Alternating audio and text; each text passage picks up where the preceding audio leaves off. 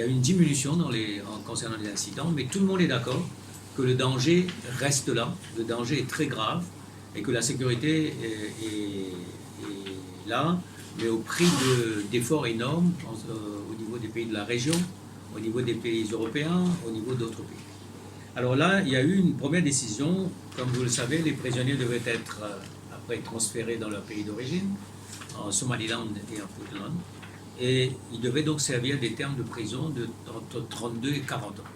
Or, l'année dernière, en 2018, au mois de septembre, il y a eu un prisonnier qui a été libéré avant terme. Et le 30 juillet 2019, il y a 19 prisonniers qui ont été libérés avant terme par le Somaliland, ce qui fait que finalement ça pose un gros problème parce que c'est le démantèlement du système qui a été mis en place pour combattre la piraterie. Or, quand nous avons attendu que ce mois-ci, au mois d'août, le Puntland allait libérer une trentaine de pirates. Alors, ce que nous avons fait, nous, au niveau de la présidence du groupe de contact, nous avons appelé notre ambassadeur à New York pour que l'affaire soit prise au plus haut niveau du secrétariat général des Nations Unies. Alors, M.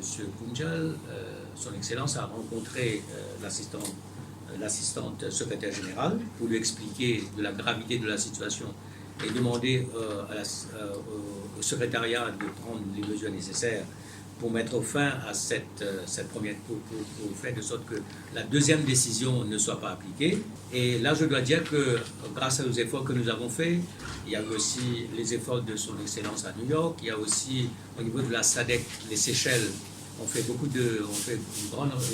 représentation très forte. Il y a eu aussi un gros effort qui a été fait au niveau des pays nordiques. Alors là, grâce à tous ces efforts, le Puntland finalement a décidé de ne pas libérer les pirates avant terme. Une rencontre décisive qui aura lieu, une rencontre extrêmement importante.